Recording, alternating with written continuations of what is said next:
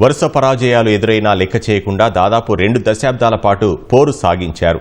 ఆ పోరాట ఫలితంగా ఎమ్మెల్యేగా ఎన్నికైన మొదటిసారే అడ్లూరి లక్ష్మణ్ కుమార్కు మంత్రి పదవి లభించింది. కాంగ్రెస్ పార్టీ సైనికుడిగా విద్యార్థి దశ నుంచే ఎన్ఎస్యుఐ, యూత్ కాంగ్రెస్ సహా జెడ్పీటీసీ, జెడ్పీ చైర్మన్గా వివిధ పదవులు నిర్వర్తించారు. సామాజిక సమీకరణాల కసరత్తులో భాగంగా అడ్లూరికి మంత్రి పదవికి దక్కడంతో అనుచరులు హర్షం వ్యక్తం చేస్తున్నారు. పట్టిన పట్టు విడవకుండా అలుపెరగని ప్రయత్నాలు చేస్తే విజయం దాసోహమవుతుందనేందుకు మరో నిదర్శనంగా నిలిచారు అడ్లూరి లక్ష్మణ్ కుమార్. శాసనసభ ఎన్నికల్లో పరాజయాలు ఎదురైనా వెనుతిరగక పోరాడి గెలిచిన తొలిసారి అమాత్య యోగం వరించింది. 1968లో జన్మించిన అడ్లూరి లక్ష్మణ్ కుమార్ ఐటీఐతో పాటు ఇంటర్ చదివారు. విద్యార్థి దశ నుంచే రాజకీయాల మీద ఆసక్తి ఉన్న అడ్లూరి ఎన్ఎస్యుఐతో రాజకీయ ప్రస్థానం ప్రారంభించారు. 1982 నుంచి 1985 వరకు గోదావరి కని జూనియర్ కళాశాల ఎన్ఎస్యుఐ అధ్యక్షుడిగా పనిచేశారు.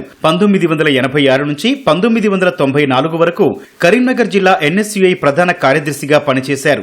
1996 నుంచి 2001 వరకు ఏపీ యూత్ కాంగ్రెస్ ప్రధాన కార్యదర్శిగా పనిచేశారు.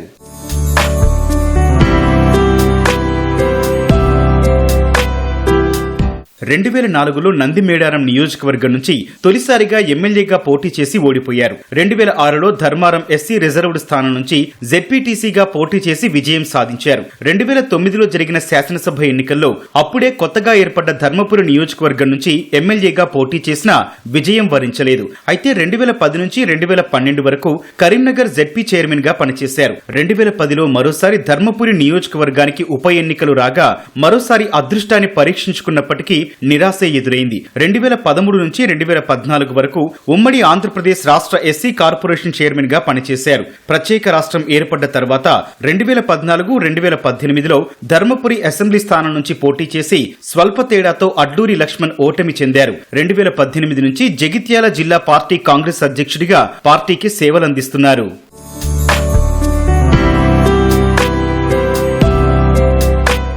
2023లో జరిగిన అసెంబ్లీ ఎన్నికల్లో బీఆర్ఎస్ అభ్యర్థి కొప్పుల ఈశ్వర్పై 22,000 ఓట్ల మెజారిటీతో గెలిచి తొలిసారిగా అసెంబ్లీకి వచ్చారు. 2023 డిసెంబర్ 15న అడ్లూరి లక్ష్మణ్ కుమార్ ను రాష్ట్ర ప్రభుత్వం విప్గా నియమించింది. ప్రస్తుతం సామాజిక సమీకరణాల నేపథ్యంలో మాదిగ సామాజిక వర్గ కోటాలో అడ్లూరి లక్ష్మణ్ కుమార్ కు కేబినెట్ బెర్త్ దక్కింది. ఉమ్మడి కరీంనగర్ జిల్లా నుంచి 3వ మంత్రి పదవి ఖరారవడంతో కాంగ్రెస్ శ్రేణుల్లో ఉత్సాహం నెలకొంది. 3వ మంత్రి పదవి కోసం మాదిగ సామాజిక వర్గానికి చెందిన కవ్వంపల్లి సత్యనారాయణ, కాపు సామాజిక వర్గానికి చెందిన ఆది శ్రీనివాస్ పోటీ పడిన మంత్రి శ్రీధర్ బాబు అండదండలతో అడ్లూరికి చోటు దక్కింది.